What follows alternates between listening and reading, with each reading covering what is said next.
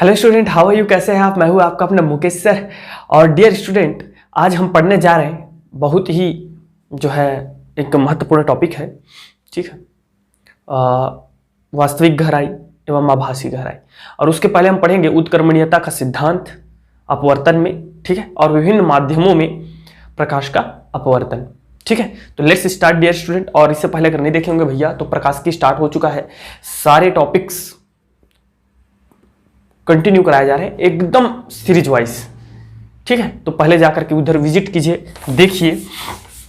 चलिए देखते हैं क्या चीज। पहले उत्क्रमणीयता का सिद्धांत, फिर देखेंगे माध्यम में, उसके बाद देखेंगे आभासी एवं वास्तविक गहराई।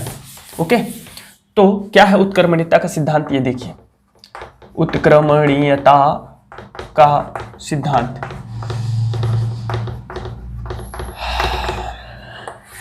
तो ये जो होता है डियर स्टूडेंट, वो होता है ऐसा कुछ कि जब आप चित्र में देखेंगे समझ में आ जाएगा आपको। सपोज करो कि एक हमारा क्या है, इस प्रकार एक रखा हुआ है, पानी भरा हुआ है या कांच है। ये क्या है? कांच है या पानी है। ठीक है, इसमें एक प्रकाश की किरण प्रवेश करती है कुछ इस प्रकार से। तो आप सबको पता है जब प्रकाश वायु से, ठीक है, अर्थात विरल माध्यम से सघन माध्यम में प्रवेश करती है, ये सघन कर देते हैं, इसको क्या कर देते हैं? विरल। वायु में लिख करके विरल लिख देते हैं। तो विरल से जब सघन में माध्यम में प्रवेश करती है तो वह अभिलंब की ओर झुक जाती है। अगर मैं यहाँ पे अभिलंब, एक अभिलंब डाल दूं, ठीक है, ये अभिलंब है, ठीक है, और ये है हमारा पी क्यू आपतित किरण। तो ये क्या होगा? अभिलंब की ओर झुक जाएगा। जाना तो इसको ऐसे सीधा चाहिए था, लेकिन ये क्या होगा? थोड़ा सा बैंड हो जाएगा, ऐसा कुछ, ऐसा बैंड हो जाएगा। और यह है पी क्यू और यह है आर, पी क्यू आर। ठीक है, तो इस दिशा में चली जाएगी। लेकिन तो ये हमारा हो जाएगा क्या चीज? आपतन कोण, और ये हो जाएगा अपवर्तन कोण। याद रखिएगा, कोण हमेशा अभिलंब के साथ बनाता है। किसके साथ? अभिलंब के साथ। अब यदि मैं इसके मार्ग में एक परावर्तक पृष्ठ रख दूं, ठीक है, कुछ इस प्रकार से, जिसकी दर्पण ही रख दिया। ठीक है, ये पानी है, पानी के अंदर में क्या रख दिया? दर्पण रख दिया।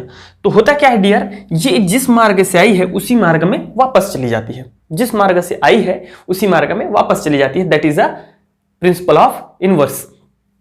तो ये इसी मार्ग में वापस चली जाएगी। और इधर जब जाएगा तो इसको सीधा ऐसे जाना चाहिए था, इधर जाना चाहिए था सीधा ऐसे, है ना। लेकिन ये क्या होगा? ये सघन से अब विरल में प्रवेश करेगा, तो ये क्या करेगा? अपने अभिलंब से थोड़ा सा दूर हटेगा, तो ये सीधा सीधा इसी दिशा में वापस चली जाती है। तो इस प्रकार जब कोई प्रकाश की किरण विरल माध्यम से सघन माध्यम में प्रवेश करती है और उस सघन माध्यम में यदि कोई अपारदर्शी परावर्तक पृष्ठ रख दिया जाए तो वह जिस माध्यम में आई है उसी माध्यम में, उसी दिशा में लौट जाती है। इसे उत्क्रमणीयता का सिद्धांत कहते हैं। इसके लिए हमको एक प्रूफ करना पड़ता है। सपोज करो ए म्यू डब्ल्यू है, मतलब ये क्या है? एयर से किस में आ रहा है? हमारा वाटर में आ रहा है। तो हमें प्रूफ करना है डियर, ये क्या चीज? 1/, हमें प्रूफ कर देना है इसको, म्यू डब्ल्यू म्यू ए। इस प्रकार हमको प्रूफ करके दिखाना है इसको। चलिए देखते हैं कैसे प्रूफ होगा। ओके, माना कि आप लोग लिखते जाइएगा, माना कि विरल माध्यम वायु एवं सघन माध्यम जल है। प्रकाश की किरण पी क्यू दिशा में आपतित होती है और विरल माध्यम से सघन माध्यम में क्यू आर दिशा में अपवर्तित हो जाती है। आपतन कोण आई एवं अपवर्तन कोण आर है। समझ में आ गया? इतना लिख दीजिएगा। अतः स्नेल के नियम से, तो स्नेल के नियम से हम सबको पता है ए म्यू डब्ल्यू, ठीक है, अर्थात अपवर्तनांक जो होता है वह आपतन कोण की ज्या और अपवर्तन कोण की ज्या के क्या होता है? चलिए इधर से देखिएगा। जब प्रकाश विरल से सघन में प्रवेश करता है, विरल से सघन माध्यम में प्रवेश करता है, सघन माध्यम में प्रवेश करता है, तब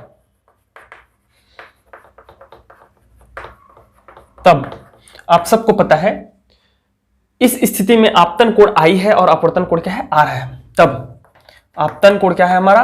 आई, एंड अपवर्तन कोण क्या है? आर है कि नहीं है? तो इस स्थिति में जो स्नेल के नियम से क्या हो जाएगा डियर? स्नेल के नियम से हम सबको समझ में आ गया, एयर टू म्यू डब्ल्यू, ठीक है, ए म्यू डब्ल्यू, तो ये हो जाएगा sine I by sine r, हो जाएगा इक्वेशन नंबर 1। एकदम सिंपल है यार। अब क्या करो, जब सघन माध्यम से विरल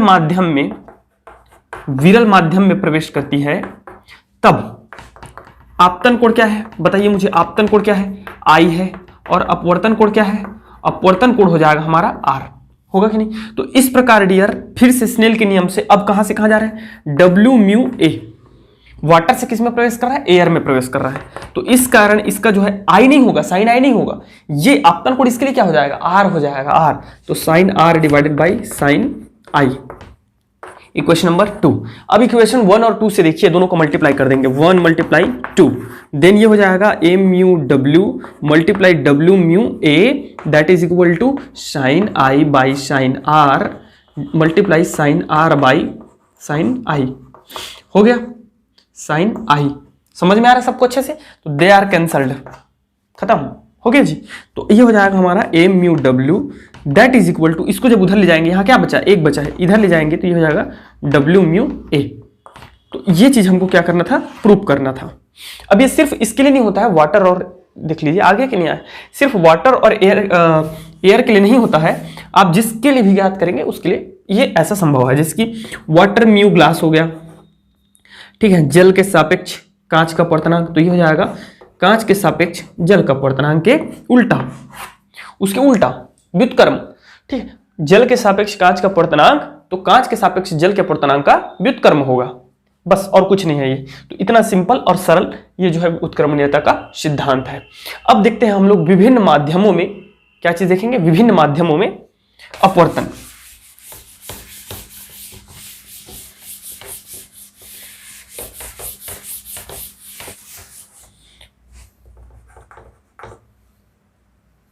विभिन्न माध्यमों में अपवर्तन, रिफ्रैक्शन इन डिफरेंट मीडियम। उसके लिए क्या करना है, हमको डिफरेंट मीडियम लेना है, 3 मीडियम में देखने वाले हैं, ठीक है, और एक फॉर्मूला निकालने वाले हैं, बेहतरीन फॉर्मूला न्यूमेरिकल्स में काम आता है। ये देखिए कैसे 3 मीडियम लेना है मुझे, देखते जाइएगा।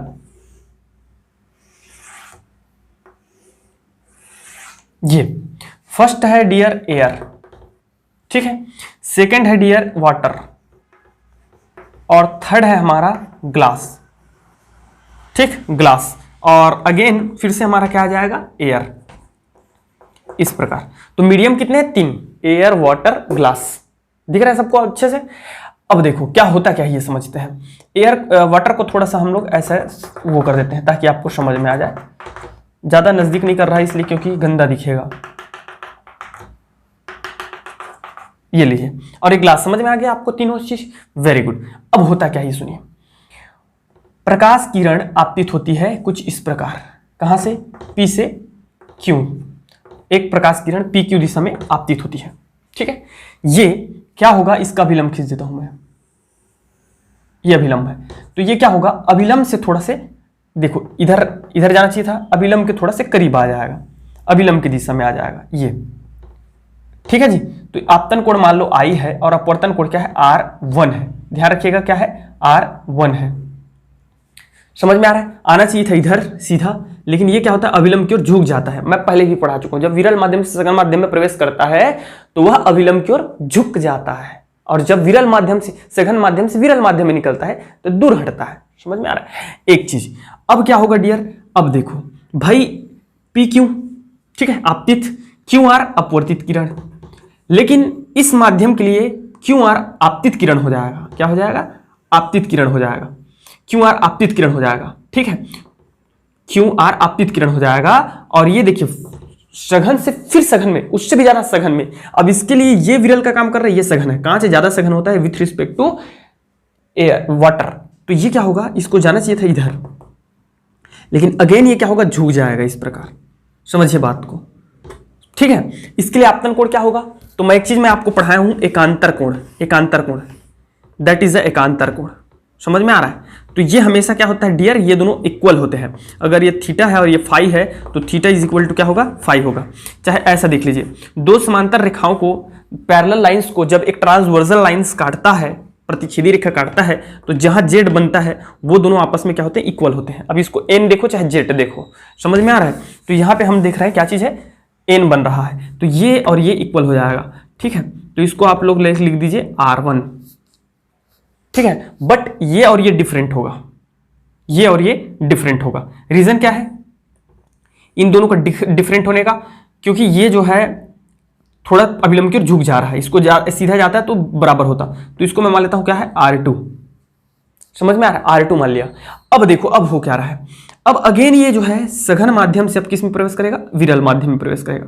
तो RS, एस नाम दे देता हूं RS, ये आपतित किरण हो जाएगा। अब ये जब प्रवेश करेगा डियर, तो ये क्या करेगा अपने अभिलंब से, मान लो इसका अभिलंब ये इस प्रकार, मैं कुछ इसका अभिलंब खींच देता हूं कुछ ऐसा, तो ये अभिलंब से थोड़ा दूर हट जाएगा ये, तो ये हो जाएगा हम लोगों का R2। यहाँ पे कौन सा कोण बन रहा है, R2 एंगल बनेगा, फिर क्योंकि जेड बन रहा है कि नहीं बन रहा है, तो R2 एंगल हो जाएगा जो कि आपतन कोण का काम करेगा, और ये I या E जो है क्या हो जाएगा, निर्गत कोण हो जाएगा, RST, टी दिशा में निर्गत हो रहा है। इतना चीज सबको कंसेप्ट क्लियर है एकदम अच्छे से। इसका नामकरण कर सकते हो आप ABCD EF, जो भी नाम रखना चाहे, ठीक है, MN M' N' ऐसा कुछ भी कर सकते हो। इतना चीज क्लियर हुआ कि नहीं हुआ, आपको समझ में आ गया जी। चलो अभी इधर देखते हैं इसका डेरिवेशंस कैसे निकालना है। एकदम सिंपल तरीके से पहले 2-4 वर्ड लिख दो। क्या लिख दो कि जब प्रकाश की किरण विरल से सघन माध्यम में प्रवेश करती है तो वह अभिलंब की ओर झुक जाती है, एवं जब विरल से सघन में प्रवेश करती है लास्ट में, तो वह अभिलंब से दूर हटती है, ठीक है। अब यहां से लिखना प्रारंभ करेंगे। जब प्रकाश कहां से, वायु से जल में प्रवेश करती है, जल में प्रवेश करती है, एक लाइन बस लिख रहा हूं अच्छा से, उसके बाद फिर शॉर्ट में लिखूंगा। जल में प्रवेश करती है, ठीक है, तब आपतन कोण क्या है, I, एवं अपवर्तन कोण क्या बता दीजिए मुझे, अपवर्तन कोण R है, अपवर्तन कोण R है। इसी प्रकार आपको सबको लिखना है, अतः स्नेल के नियम से, 3 बार लिखना पड़ेगा ऐसा आपको, स्नेल के नियम से। तो स्नेल के नियम से क्या होता है बताइए, इधर नहीं दिखता क्या यार ठीक है, देख लीजिए, जब प्रकाश वायु से देख लेंगे, ठीक है।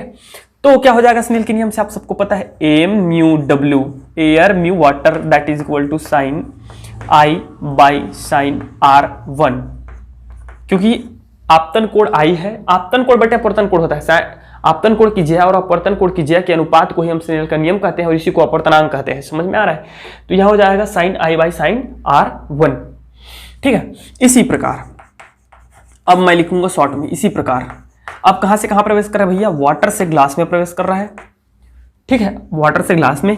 आपतन कोण है आपका R1, ये देखिए अब कौन सा हो गया, आपतन कोण ये काम करेगा, आपतन कोण ये काम करेगा। अब बहुत सारा लंबा लिख सकते हैं इसको, अगर 4 नंबर में आता है, 5 नंबर में आता है, ढेर सारा लिख सकते हो। P क्यों आपतित किरण है, AB अभिलंब है, जिसके लिए अभिलंब है, ठीक है, यहां से यहां प्रवेश करता है, ऐसा है वैसा है, लिख सकते हो ढेर सारा, लेकिन कोई जरूरत नहीं है। आपतन कोण क्या है R1, एवं अपवर्तन कोण जो है क्या है R2 है। अतः ये हो जाएगा डियर म्यू WG, अर्थात वाटर से ग्लास में, तब के केस में हो जाएगा sine R1 divided by sine R2, equation number 2 हो गया। इसी प्रकार पूरा वैसे लिखेंगे आप लोग थ्योरी। जब कहां से कहां प्रवेश करेगा, ग्लास से वायु में प्रवेश करेगा, तब जो है हमारा आपतन कोण होती है, आपतन कोण वह होता है R2 एवं आपतन कोण R2 एवं अपवर्तन कोण जो होगा वो हो जाएगा I या E हो जाता है। तो यहां पे हम लोग लेंगे glass mu air that is equal to, क्योंकि लास्ट में कहां से कहां प्रवेश कर रहा है, ग्लास से कहां आ रहा है, एयर में आ रहा है, तो दैट इज इक्वल टू हो जाएगा साइन आपतन कोण क्या है R2 डिवाइडेड बाई अपवर्तन कोण है sign I, equation number 3।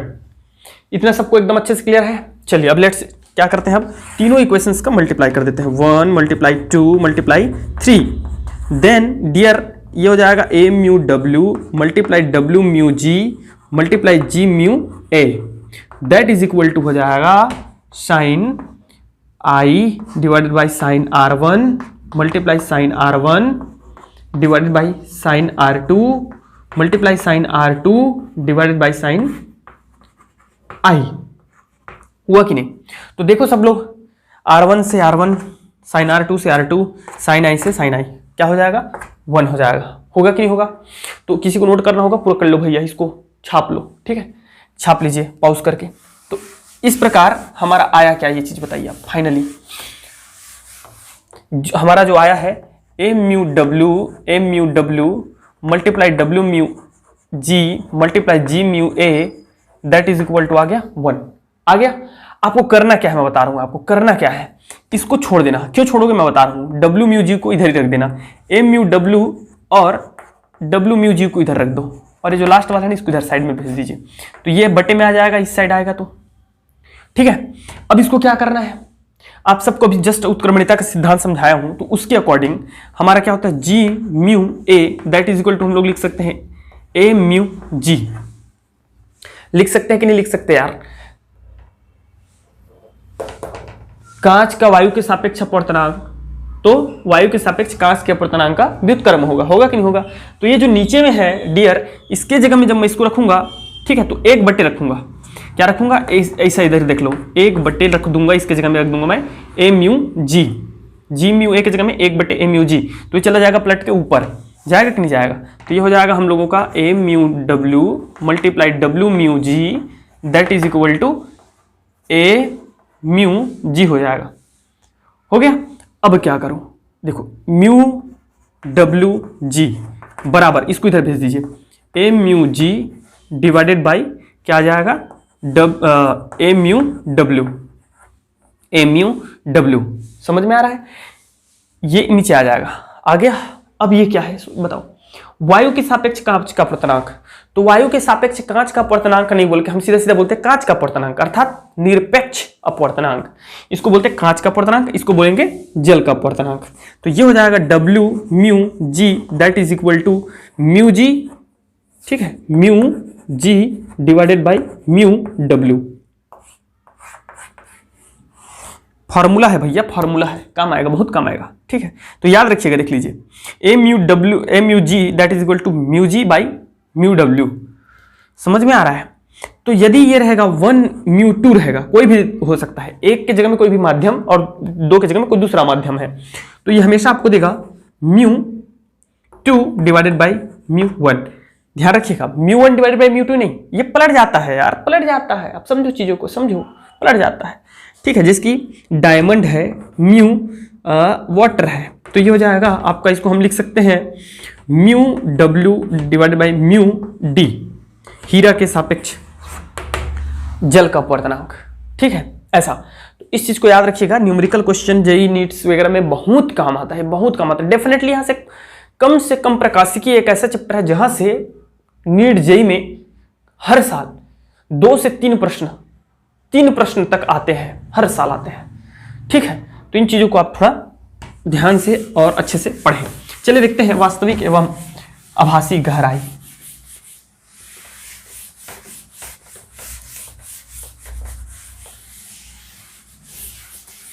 Okay dear student, चलिए देखते हैं अब लोग हम लोग क्या देखेंगे, वास्तविक एवं आभासी गहराई। वास्तविक एवं आभासी गहराई, तो क्या होता है भैया वास्तविक एवं आभासी गहराई? सुनिए, जब कोई वस्तु सघन माध्यम में हो, सघन, और हम विरल माध्यम से देखते हैं, आप लिख सकते हो ऐसा, जब कोई वस्तु सघन माध्यम में स्थित है और विरल माध्यम से देखा जाता है, तो वह वस्तु अपने वास्तविक गहराई से, वास्तविक दूरी से ऊपर दिखाई देता है, कम दूरी पर दिखाई देता है। जैसे अगर एकदम प्योर वाटर है, शुद्ध पानी है, गंदा नहीं, मतलब साफ सुथरा है, नदी का पानी जैसे देखते हो आप, है ना, तो हम देखते हैं तो उसका जो तली होता है नीचे, वो हमें ऊपर उठा हुआ दिखाई देता है। और इसका सिंपल प्रैक्टिकल आपका 7वीं 8वीं में किए होंगे, मुझे उम्मीद है। सिक्का को कांच के गिलास में डाल देते हैं तो वो हमें ऊपर दिखाई देता है, ठीक है। तो ये है विरल माध्यम से, हम विरल माध्यम में और सघन माध्यम की वस्तु को देखते हैं तो ऊपर दिखाई देता है, ठीक है। किंतु सघन माध्यम से विरल माध्यम में देखने पर वो हमें दूर दिखाई देता है, सघन से विरल में देखने पर दूर दिखाई देता है। समझ में आ रहा है? तो इसे हम लोग बोलते हैं वास्तविक और आभासी गहराई, ठीक है। इसके लिए हम एक प्रैक्टिकल करते हैं, प्रैक्टिकल नहीं करते हैं, इसका व्यंजक देखते हैं क्या होता है। ठीक है, तो उसके लिए मुझे क्या करना पड़ेगा, एक बीकर बनाना पड़ेगा। ठीक है, सपोज करो ये हमारा एक बीकर है, इसको पूरा नीचे तक बना देते हैं ताकि थोड़ा सा ऊपर में जगह कुछ उपयोग हो सके। ये है हमारा एक बीकर। ठीक है डियर, सब लोग को दिख रहा है बीकर? बिल्कुल दिख रहा होगा, है ना। इस बीकर में हम लोग क्या करते हैं, इस बीकर में एक सिक्का ही रख देते हैं, या बिंदु P है। क्या है? बिंदु P है। आपको दिख रही है बिंदु P, ज्यादा ही नीचे हो गया आप, मतलब, है ना, बिंदु P है। चलिए थोड़ा सा ऊपर उठा देता हूं मैं इसको। ये लीजिए, इस पर एक बिंदु क्या है, P है। अब दिख रहा होगा अच्छे से, वेरी गुड, P है। ठीक है, सिक्का ही समझ लीजिए। और इस बीकर में तली में है, और हम इस बीकर में क्या कर देते हैं, पानी भर देते हैं। ऐसा, अभी ज्यादा पानी नहीं भरूंगा, नहीं तो फिर समझ में नहीं आएगा। ठीक है, तो इस सिक्का से डियर स्टूडेंट क्या होता है, दो जो है किरणें निकलती है। एक किरणें सीधा PO दिशा में चली जाती है, सीधा PO दिशा में चली जाती है, ध्यान रखिएगा, सीधा सीधा PO दिशा में चली जाती है। ये बेंड वेंड होता है तो मजा नहीं आता यार। PO दिशा में चली जाती है और ये अभिलंबवत निर्गत हो जाती है, कुछ इस प्रकार से। ओ कर देते हैं इसको PO दिशा में। ठीक है, एक दूसरा किरण क्या होता है, दूसरा किरण डियर हमारा कुछ इस प्रकार से चलता है, ऐसा। अब ये क्या है, इसको ऐसा नहीं बना करके सीधा सीधा मैं बना देता हूं। ठीक है, ये लीजिए, ऐसा पानी है। अब ये क्या होगा, ये है सघन माध्यम, पूरा जल है, ये वाटर है। ठीक है, नहीं वाटर है, और ये है हमारा क्या चीज, एयर है। ये है वाटर और ये है एयर। तो कहां से कहां प्रवेश कर रहा है, सघन से विरल में प्रवेश कर रहा है। तो डेफिनेटली ये क्या होगा, अपने अविलंब से दूर हटेगा। सपोज कि मैं इसका अविलंब जो है ऐसा खींच देता हूं, खींच दिया भाई, अविलंब खींच दिया, तो ये क्या करेगा, इसको जाना तो चाहिए था ऐसा, लेकिन ये चला जाएगा कुछ ऐसा, इस प्रकार। अभिलंब से क्या हो गया, दूर हट गया, दूर हटा। सबको दिख रहा है, समझ में आ रहा अच्छे से। अब क्या करते हैं, देखिए, तो एक किरण P से O की ओर चला, जो उसी दिशा में निर्गत हो गया। दूसरा इसका किरण, ठीक है, PQ दिशा में चलती है, जो अपवर्तन के पश्चात अभिलंब से दूर हट जाती है और Q से R दिशा में चली जाती है। ठीक है, इसका आपतन कोण, तो आपतन कोण अभिलंब के साथ बनता है I, एवं अपवर्तन कोण क्या है, R है। इतना आप लोग लिख सकते हैं, बिल्कुल लिख सकते हैं, डेफिनेटली। अब करते क्या है, हमको अभिलंब प्राप्त करना है, ठीक है, अब इसका प्रतिबिंब प्राप्त करना है। तो प्रतिबिंब कहां प्राप्त होगा, इसी किरण को वापस लेके आओ, इस किरण को कहां लेके आओ, वापस लेके आओ, पीछे की ओर बढ़ाओ, और इस जो निर्गत किरण है उसको पीछे की ओर बढ़ाओ। तो एक बिंदु पर ये क्या क्या करेंगे, इंटरसेक्ट करेंगे। ये लीजिए, इस बिंदु पे इंटरसेक्ट कर रहे हैं यहां। तो यही है डियर स्टूडेंट P डैश, क्या है, P डैश, और इसी को बोलते हैं हम लोग आभासी गहराई। तो ये सिक्का यहां नहीं दिख करके हमको कहां दिखेगा, पानी में यहां दिखेगा, ऊपर दिखेगा। क्यों, हम विरल माध्यम से देखेंगे और सघन माध्यम में हम यहां पे खड़े रहेंगे। ये देखिए ऐसा, आप ऐसा देख रहे हैं, इस प्रकार से कुछ, ठीक है, यहां से खड़ा होकर के दिख रहे हैं। तो आपको कहां दिखाई देगा, यहां दिखाई देगा वो सिक्का, कहां पे, P डैश पे। समझ में आ रहा है। तो ये है इसकी वास्तविक गहराई H। ठीक है, P डैश क्या है, वास्तविक गहराई है, और ये H डैश जो है इसकी आभासी गहराई है, हमको यहां दिख रहा है। ओके, आप थ्योरी में ये सब चीजें जो है लिख सकते हैं। अब मैं थोड़ा सा जल को बना देता हूं यार, नहीं बनाते हैं, चलो रहने दो, समझाने का काम आएगा, आपको समझ में आ गया होगा उम्मीद करता हूं। ठीक है, तो आप लोग लिख सकते हैं डियर स्टूडेंट कि एक बीकर में P बिंदु जो उसके तली पर स्थित है, जिससे दो किरणें निकलती है, एक PO जो सीधा अभिलंबवत निर्गत हो जाती है, दूसरा PQ जो अपवर्तन के नियम का पालन करते हुए QR दिशा में अभिलंब से थोड़ा हटकर चली जाती है। ठीक है, इसका आपतन कोण I एवं अपवर्तन कोण R है। यदि PO किरण को वापस पीछे की ओर बढ़ाया जाए और QR किरण को पीछे की ओर बढ़ाया जाए, तो ये दोनों एक बिंदु पर मिलते हैं P डैश।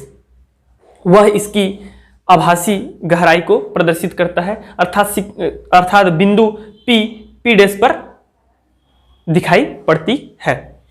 इतना समझ में आएगा सबको? अच्छे से क्लियर है ना भाई? Okay, very good. अब चलिए देखते हैं अब क्या क्या देखने वाला है। इधर देखिए, आपतन कोण क्या है बताइए मुझे। आपतन कोण आई दैट इज इक्वल टू क्या है? आपतन कोण आई इज इक्वल टू, इसको आप लोग लिख दीजिएगा एम एन, ठीक है, अभिलंब को। तो आपतन कोण आई का वैल्यू क्या है? मैं ऐसा लिख सकता हूं इसको पी क्यू एन। क्या लिख सकता हूं? P q n. लिखा जा सकता है कि नहीं लिखा जा सकता? Definitely sir. अपवर्तन कोण क्या है बता दो मुझे। अपवर्तन कोण, तो अपवर्तन कोण है मेरे भाई आर, और आर इज इक्वल टू देखिए क्या चीज है, r, m q r, m q r. लेकिन ये केवल इतना ही नहीं है, कुछ और चीजें हैं, ध्यान से देखिएगा तब समझ में आएगा। कुछ और चीजें हैं, ये देखिए आई देन आई, क्यों लिख दिया मैं? ये है आपका टू पैरेलल लाइन और ये है ट्रांसवर्सल लाइन। तो जब भी कोई टू पैरेलल लाइन को ट्रांसवर्सल प्रतिच्छेदी रेखा काटती है तो ये जेड बनता है, जेड बनता है। और इसी को मैं अगर सीधा ऊपर उठा दूं तो एन बनता है। क्या बनता है? एन बनता है। तो ये हमेशा क्या होता है, एन बने चाहे जेड बने, वो ये दो कोण को बोलते हैं एकांतर कोण। तो एकांतर कोण क्या होता है? हमेशा बराबर होता है। तो इसके जगह में हम ऐसा भी लिख सकते हैं, क्या चीज, क्यू पी, पी डैश लिख सकते हो, या क्यू पी ओ लिख सकते हो। क्या लिख सकते हैं? Q p o, q p o बराबर होगा आपतन कोण के। ये और ये एंगल बराबर होंगे। एक चीज, दूसरा चीज और देखिए, ये दोनों समांतर है क्योंकि अभिलंब है, तो दो समांतर रेखाएं हैं मेरे भाई, ये ठीक है। इसको एक प्रतिच्छेदी रेखा काट रही है। कौन सा प्रतिच्छेदी रेखा? R P dash. R P dash भी क्या है? प्रतिच्छेदी रेखा है ना, ये सीधा है तो काट रही है। तो यहां जो होता है इसको बोलते हैं हम लोग संगत कोण। किसको संगत कोण बोलते हैं? ये और ये वाला एंगल, ये संगत कोण कहलाता है। ये और ये संगत कोण कहलाएगा, और ये दोनों एकांतर कोण कहलाएंगे। ये एकांतर कोण कहलाएंगे, ये संगत कोण कहलाएगा, ये शीर्षाभिमुख कोण कहलाता है। मैथमेटिक्स, ठीक है। तो ये संगत कोण कहलाता है। अब कहां बढ़ रहा है संगत कोण? ये देखो, ये और ये, ठीक है। बढ़ रहा है कि नहीं बढ़ रहा है? अरे भैया ये लो संगत कोण, ये दोनों भी संगत कोण है। बाह्य संगत कोण, आंतरिक संगत कोण, ये दोनों बराबर होंगे, और ये बराबर होगा, और ये बराबर होगा। समझ में आ रहा है कि नहीं आ रहा है? तो हमारा क्या क्या एंगल बराबर हो जाएगा? कोण आर इज इक्वल टू ये हो जाएगा एंगल आर की इक्वल कौन हो जाएगा बताइए? ये वाला एंगल हो जाएगा आर। तो इसको हम क्या नाम दे सकते हैं? O p dash q, o p dash q. समझ में आ गया? इतना चीज सबको क्लियर है कि नहीं है? आपको लिखना पड़ेगा, चूंकि कहां से आया था ये? एकांतर कोण से, एकांतर कोण से, और ये आया था चूंकि संगत कोण से। मैं जैसे बताऊं ऐसे लिखना, चित्र भी बना सकते हो आप लोग, ठीक है ना। लेकिन मेरे पास थोड़ी जगह की कमी होती है इसलिए मैं नहीं बनाता। अब चलिए सुनिए, अब क्या करना है आपको, इधर देखते जाइए। स्नेल के नियम से, क्या किसके नियम से? स्नेल के नियम से। तो स्नेल के नियम से क्या होता है? स्नेल के नियम से हम सब जानते हैं म्यू, कहां से कहां? डब्ल्यू म्यू ए। क्यों? पानी से कहां प्रवेश कर रहा है? वायु में प्रवेश कर रहा है। तो डब्ल्यू mu a is equal to हो जाएगा साइन आपतन कोण। तो आपतन कोण क्या है? आई डिवाइडेड बाय अपवर्तन कोण क्या है? आर, है कि नहीं है? ऐसा। अब हम सबको पता है, आप सब जानते हो, मैं इसको लिख सकता हूं 1/a म्यू डब्ल्यू। किस नियम से? उत्क्रमणीयता के सिद्धांत से, sine I by sine r लिखा जा सकता है। चूंकि आप लिख दीजिएगा डब्ल्यू mu A that is equal to 1/a mu डब्ल्यू। अब इसको पलट दो भाई, तो a म्यू डब्ल्यू क्यों मैं पलटा ये भी बता देता हूं आपको। तो sine are divided by sine I, दोनों पक्षों को पलट दिया। क्यों पलटा? क्योंकि अब मुझे देखना है उसको वायु से जल में देखना है। एयर म्यू वाटर मुझे ऊपर से देखना है। लेकिन वन आपतन कोण और अपवर्तन कोण कहां से था? जल से। जल से क्योंकि आपतित हो रही है ना, लेकिन हम देख कहां से रहे हैं? वायु से। तो वायु म्यू वाटर, ठीक है, वाटर म्यू, सॉरी यार, एयर म्यू वाटर। समझ में आ रहा है? तो इसके इक्वल में अब हम लोग क्या कर देंगे डियर मेरे भाई, इसको हम लोग लिख सकते हैं साइन आर का वैल्यू बताइए क्या है? आर का वैल्यू हम इसके जगह में रख सकते हैं ओपी डैश क्यू, रख सकते हैं कि नहीं?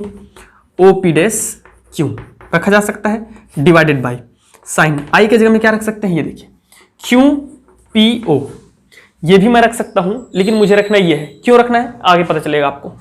इतना सबको क्लियर है? Very good. अब देखिए त्रिभुज, अब मैं आपको त्रिभुज दिखाता हूं। कहां है त्रिभुज? दिखाता हूं आपको, टेंशन ना ले। त्रिभुज यहां है, o p dash q, o p dash q, ये वाला त्रिभुज एक। दूसरा त्रिभुज ओ पी क्यू, अरे इधर देखो मेरे भाई, ये ओ ये वाला, और ये सीधा अगर लाइन खींच दूं, ये जल का पड़ा था ना, जल है, तो ऐसा, ठीक है। ओ पी क्यू, इसका वैल्यू दे रखा है मुझे एच, दे रखा है कि नहीं दे रखा है, और यहां एंगल है आई, आपतन कोण। ओ पी क्यू, त्रिभुज ओ पी क्यू में साइन ओ पी क्यू, ये क्यू पी ओ है, उसको हम ओ पी क्यू भी लिख सकते हैं। क्या लिख सकते हैं? ओ पी क्यू, क्योंकि हमारा जो एंगल है वो बीच में ही रहेगा। O p q that is equal to, तो ओ पी क्यू इसके लिए, इस एंगल के लिए लंब कौन है? सामने वाला रहेगा। आधार कौन रहेगा? ये वाला रहेगा यार। तो लंब हो जाएगा डियर, साइन थीटा बराबर लंब बटे आधार होता है, तो लंब क्या हो जाएगा? ओ क्यू डिवाइडेड बाय आधार क्या हो जाएगा? O p. इसी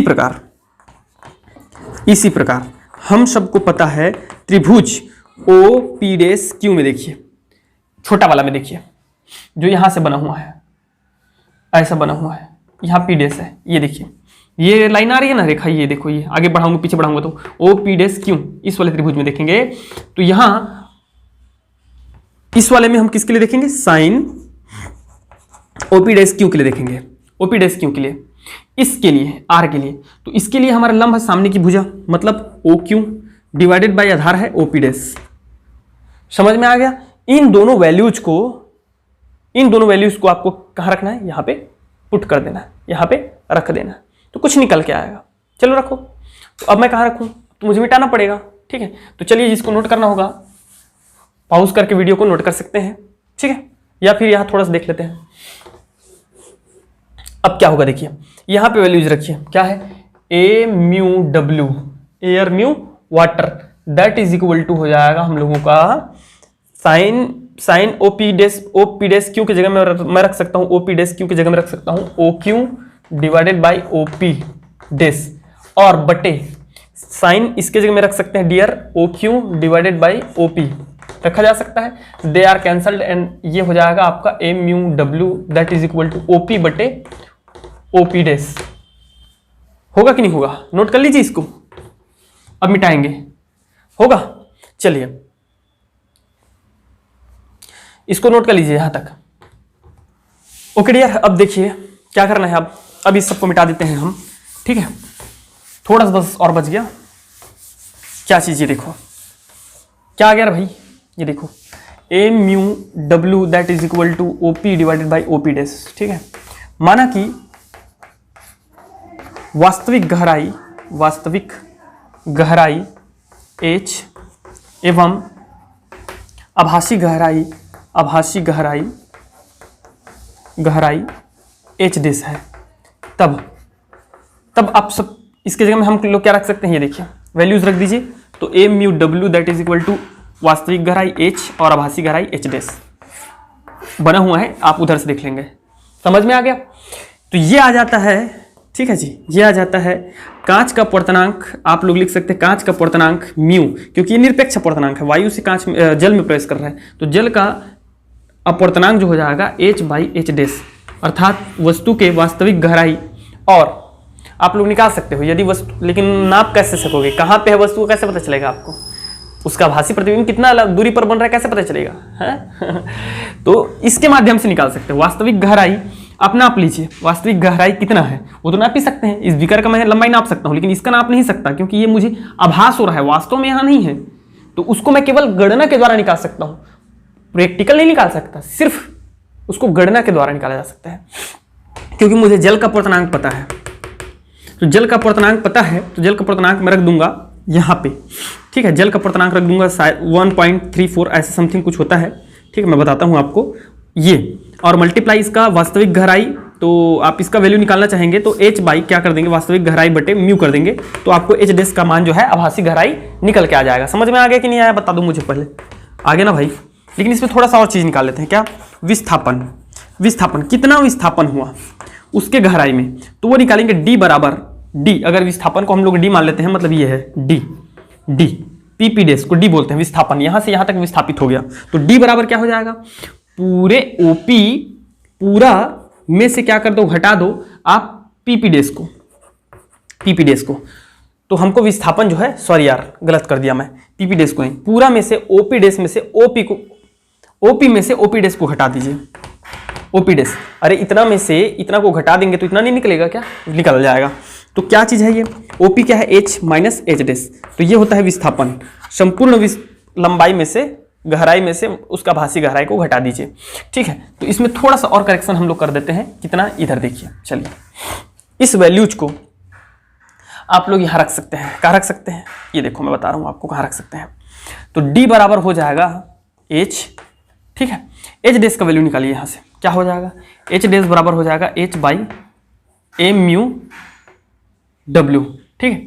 तो H माइनस H डैश की जगह में हम लोग क्या रख देंगे, H by m mu W, तो देन इसको हम लोग लिख सकते हैं dr, H को कॉमन निकाल देंगे तो अंदर हो जाएगा 1 माइनस 1 अपान, इसको सीधा सीधा लिखा जा सकता है म्यू, किसका, जल का अपवर्तनांक। तो ये होता है विस्थापन H 1 माइनस 1 अपान म्यू, ठीक है। इस फॉर्मूले से भी आप जो है क्या निकाल सकते हो, कितना विस्थापित हुआ उसका गहराई वो भी निकाल सकते हो।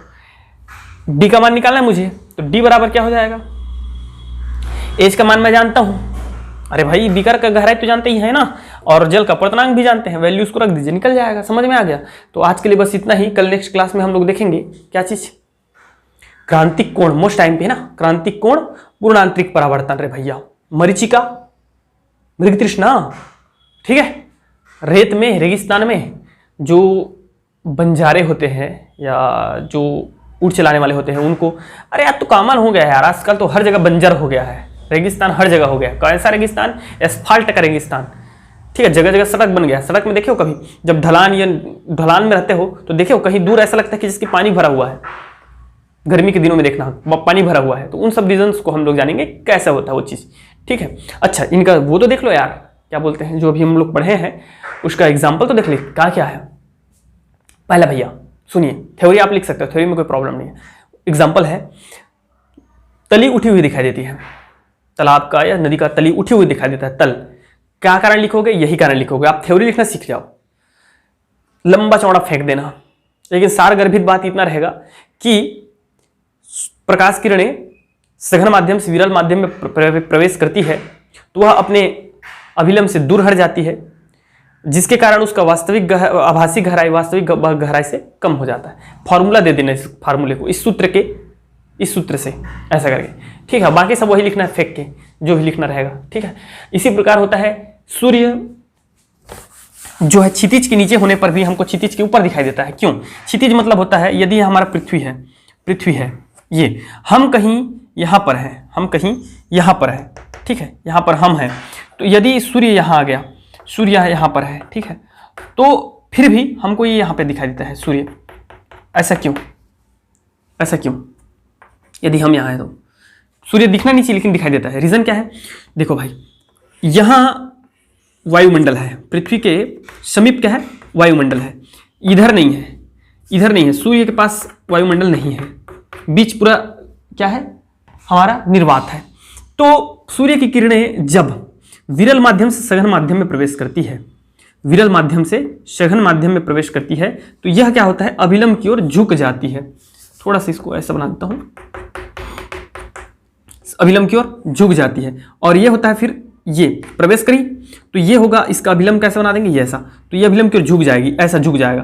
तो ये अब हमको कैसे कहाँ पे दिखाई देगा, ये देखिए ऐसा, तो ये अभिलंब की ओर झुक जाएगा इस प्रकार, तो ये अब हमें यहाँ दिखाई देगा, यहाँ कहीं पर जो है वो सूर्य क्या होगा, दिखाई देगा उल्टा, इसको जो है इस प्रकार विपरीत दिशा में आगे बढ़ाइए, ऐसा। इस कारण क्षितिज से ऊपर दिखाई देता है, क्योंकि ये सघन है, ये विरल है, विरल से कहाँ प्रवेश कर रहा है, सघन में प्रवेश कर रहा है, सघन में, क्योंकि हम वायुमंडल है ना जी, सघन है ना जी, वाष्प है, वायुमंडल है, ये सब। तारे टिमटिमाते हुए दिखाई देते हैं, क्यों, तो तारे भैया टिमटिमाते हुए इसलिए दिखाई देते हैं क्योंकि तारे बहुत दूर में है, एक कारण। दूसरा रीजन ये है कि तारे के प्रकाश जब विरल माध्यम से सघन माध्यम में प्रवेश करता है तो यहाँ ढेर सारी वायु की परतें होती है, ढेर सारी, एक नहीं ढेर सारी परतें होती है। आप बोल दोगे सर तो फिर सूर्य हमको टिमटिमाते हुए दिखाई नहीं देता है, तो आप देख ही नहीं सकते, वो तो नजदीक में है ना, इतना प्रकाशित है तो कहाँ से टिमटिमाते हुए दिखाई देगा। उसका एक कारण है कि वो नजदीक है इसलिए टिमटिमाते हुए दिखाई नहीं देता है, लेकिन ये बहुत दूर है और उसकी प्रकाश थोड़ा आते आते स्लो हो जाती है, कम हो जाती है। और विभिन्न प्रकार की जो है माध्यम, वायुमंडलीय माध्यम है जो निरंतर ऊपर में, आप नीचे में हो, ऊपर में भी जो है वायु जो है थोड़ा सा गमन कर रही है, जिसके कारण वो टिमटिमाते हुए हमें दिखाई देती है। इसी प्रकार एक और एग्जाम्पल है कि किसी बर्तन में या बीकर में डूबा हुआ छड़, ऐसा छड़ डुबा दीजिए।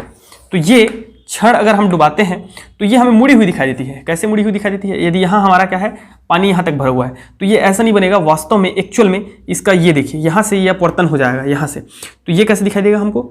इस प्रकार, अभिलंब से झुकी हुई। ये इधर नहीं, उधर नहीं बेंड होगा, ये इधर बेंड होगा। ठीक है, मतलब इसको मैं ऐसा बना सकता हूँ, ये देखो कैसे। ये इस प्रकार है, एक रॉड है, छड़ है, पानी में डूबा हुआ है, लेकिन अभी पानी नहीं बनाया हूँ मैं, बना दूंगा। ठीक है, और ये दोनों का हमारा क्या है, अभिलंब खींच दिया। तो अभिलंब खींचोगे तो अभिलंब की ओर झुक जाता है, मतलब ये इधर जाना चाहिए था, इसको इधर जाना चाहिए था, है ना, लेकिन ये आता किधर है, आपको अभिलंब की ओर झुका हुआ दिखाई देगा। मतलब ये इस प्रकार दिखाई देगा जी, ऐसा, और ये अभिलंब की ओर झुक जाएगा, ये ऐसा दिखाई देगा, इस प्रकार, ऐसा, इस प्रकार। समझ में आ रहा है कि नहीं आ रहा है? ऐसा। तो आपको ये झुका हुआ टेढ़ा दिखाई देगा, ऐसा नहीं दिखाई दे करके। कैसे दिखाई देगा? ऐसा दिखाई देगा। ये देखो, कभी करके देखना, प्रैक्टिकल करके देखना। ये यहाँ तक रहेगा, ये यहाँ तक रहेगा, ऐसा, ऐसा। तो आपको झुका हुआ टेढ़ा दिखाई देगा, ऐसा। समझ में आ रहा है? ये और क्या है, बस यार इतना ही करते हैं। ठीक है, तो आज के लिए thank you very much and best of luck.